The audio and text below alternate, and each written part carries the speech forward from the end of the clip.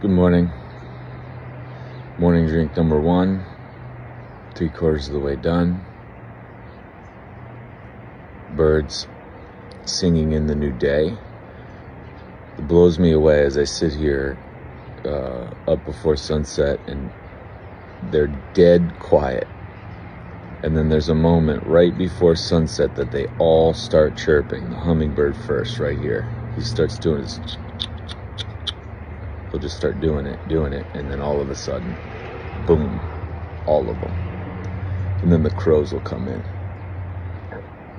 It just blows me away. They're waking the world up. On that note, I said back in a previous video when I was asked on this podcast, the profound question that everyone's butchering on all the other podcasts of, if you could tell our listeners or our viewers, what's the one thing they could do? What's the 3 things they could do? What's the one thing they could do for their hormones? What's the one thing they could do for their strength?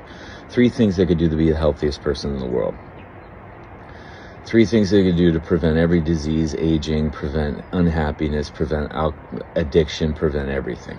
Top 3 things. And they always give these canned, goofy, cut out seed oils, lift weights, stop drinking alcohol, consume protein, get in the morning light, drink a drink, cut out this, add this, and it's always these very specifics. And again, as I've said, I rehearsed in my mind that I wonder if I was asked that question, what I would say, because I wouldn't say ever. I would never tell anybody to eat a specific food or to do a specific training move. Generally speaking on a podcast to public, without knowing them. I would never tell them to sit in the sun, ever. I would never tell them to get 8 hours sleep. That's stupid. Tell them to walk 10,000, walk 4 miles. Never, ever, ever, ever would I say that. You can't do that specifically. Because then that has those things that are vital in life, and some of them are fantastic choices depending on where they're coming from, the intention behind them. But it becomes this do this to fix this kind of world, right? Do this to prevent this kind of world, and we're just perpetuating more and more of that, and that's part of the problem of what we're seeing now today, and why we're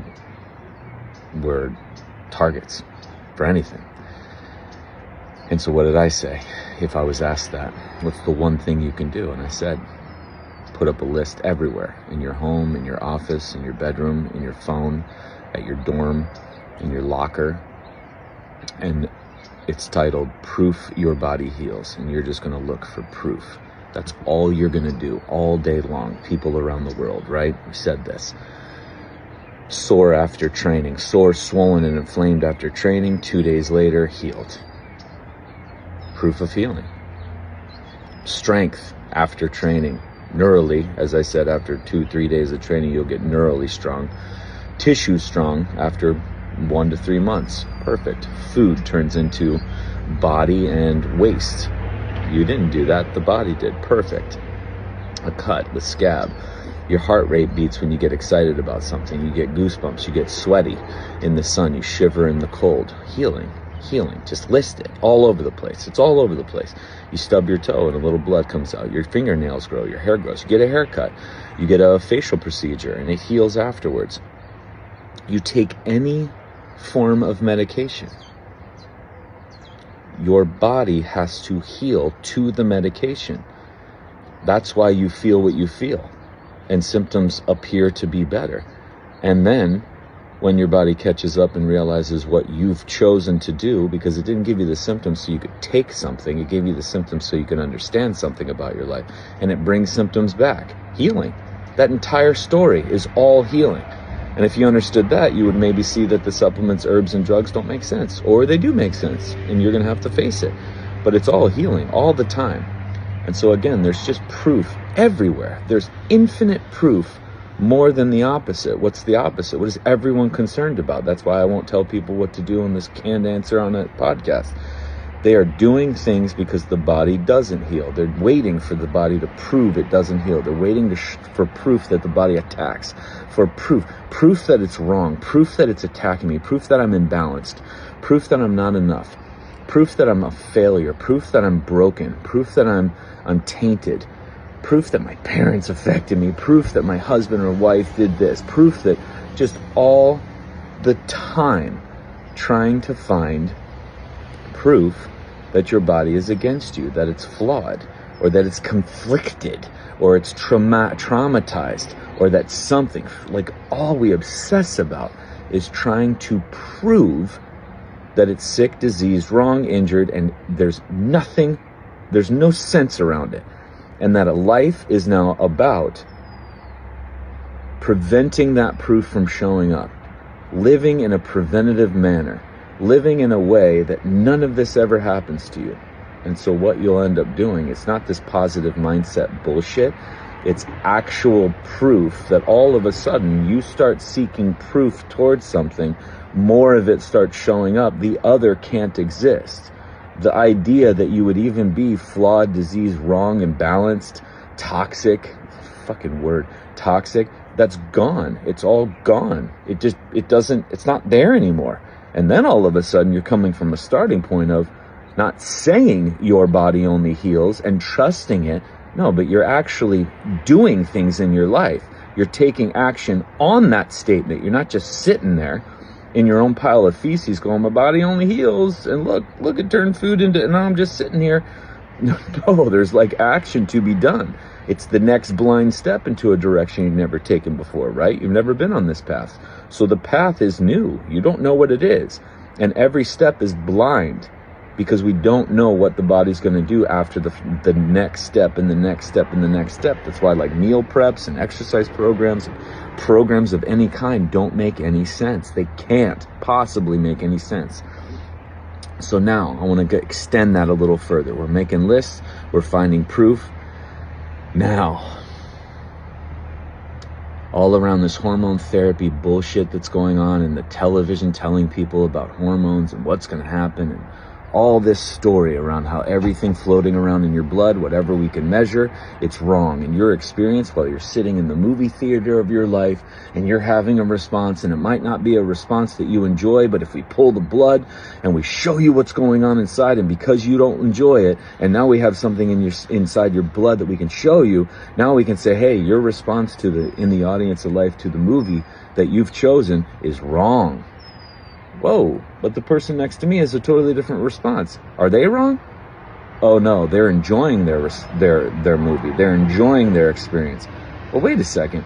There's 500 people in this theater. Everyone has a different response. Who's right? Who's wrong? Who's healthy? Who's pathological? Who's diseased? Oh yeah, that doesn't make any sense. But if we draw the blood and show you markers, or we test your vitals, or we test your food sensitivities, or we test your moods, or we have you take a test, and all of a sudden now everyone has a different response. Well, who's right, who's wrong? There isn't. There is no sickness, disease. That doesn't make any sense. Or somebody could even have a weakness or injury from the experience. They chose to sit in the audience of their life, and they're having a human response. Put 100 different people into that theater, you can have 100 different responses from the same film.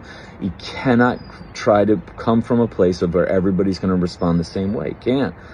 So with this hormone therapy, it's another step in a manner of getting people to not trust themselves, not view themselves as safe, not view their bodies as safe and trustworthy. Your body is the safest place you can be at all times, at all fucking times.